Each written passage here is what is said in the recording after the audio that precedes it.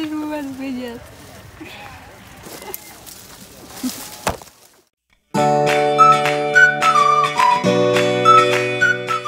Tak tady jste mohli vidět důvod, proč jsme se tak dlouho nevozvali.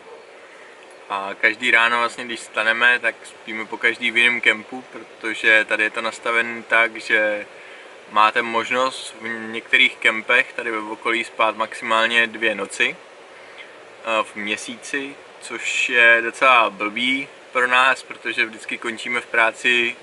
Teď se to teda zkracuje, ta pracovní doba, ale z začátku, když jsme začínali pracovat, tak jsme pracovali klidně i do 6 do večera, od rána od 7 do 6 do večera.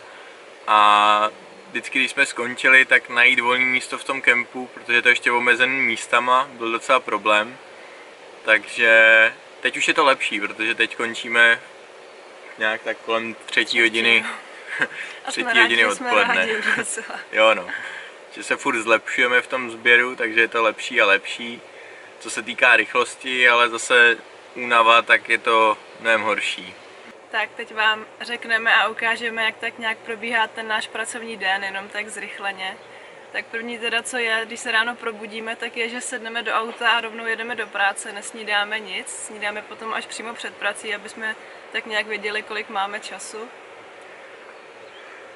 Potom si jdeme stoupnout do fronty, protože většinou je tam taková fronta, podle toho teda v kolik přijedeme.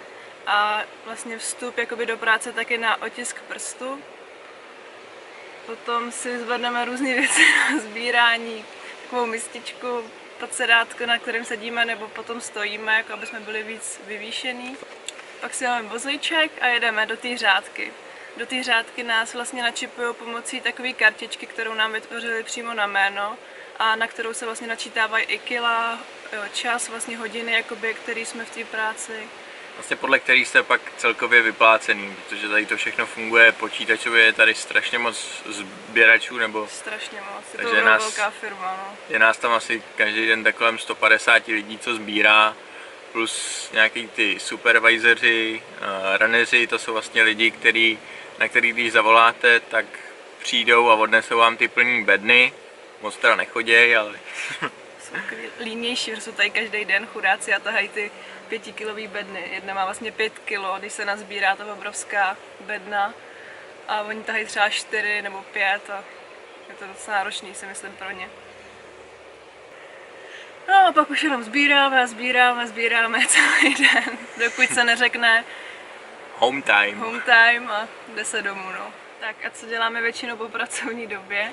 Povedlo se nám tady v Hastings objevit jeden, my tomu říkáme obchod, ona je to organizace, která se zabývá tím, že vlastně od velkých supermarketů dostává zboží, který má buď krátkou trvanlivost, že ten supermarket to nestihne prodat, anebo přesně ten supermarket ví, že toho má strašně moc naskladěného toho jednoho druhu, že ví, že prostě to nemá šanci stihnout prodat do doby vlastně, než skončí trvanlivost, tak to dostane právě tahle organizace, která to pak rozdává vlastně lidem, kteří to potřebují.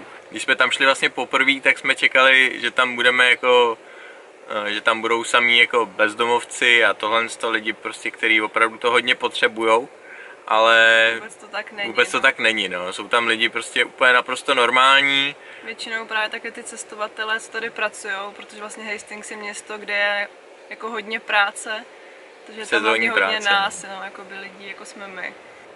No a jak to tam vlastně všechno probíhá, tak samozřejmě, když tam člověk přijde, jak je tam obrovská fronta, protože se tam dostávají věci zadarmo.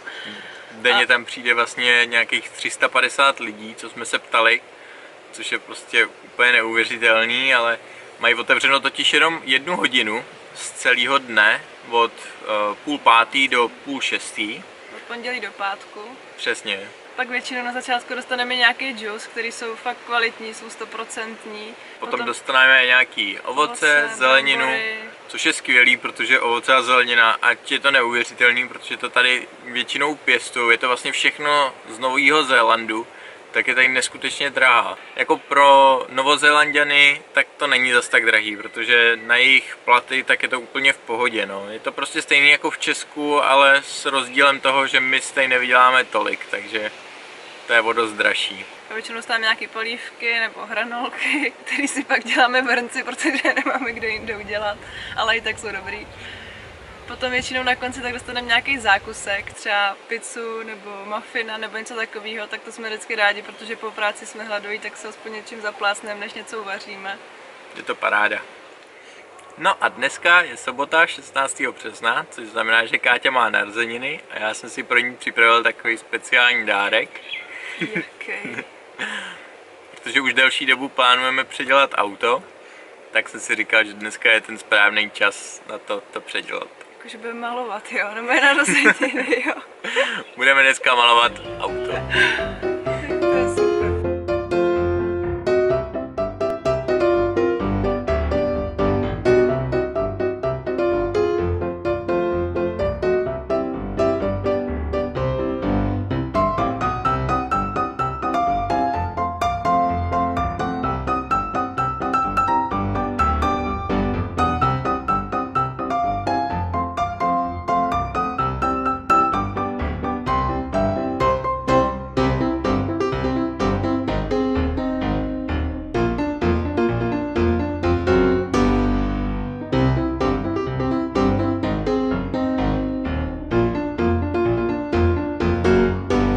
Tak jak si užíváš volný víkend?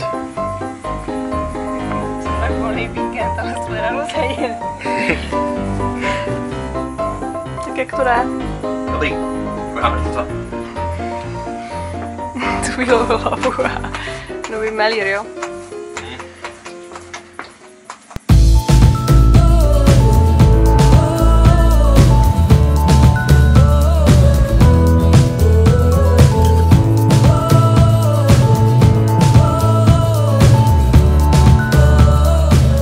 Tak dneska už máme čtvrtek, my jsme před chvilkou skončili v práci a ještě jsme se rozhodli, že dneska pošleme první pohled do České republiky. Komu ho budeme posílat? Posíláme o tobě, Sofinko. Sofinka je moje mladší ségra a dneska je vlastně 21. března, to je jsme zvědaví, za jak dlouho ti přijde, dej nám pak vědět.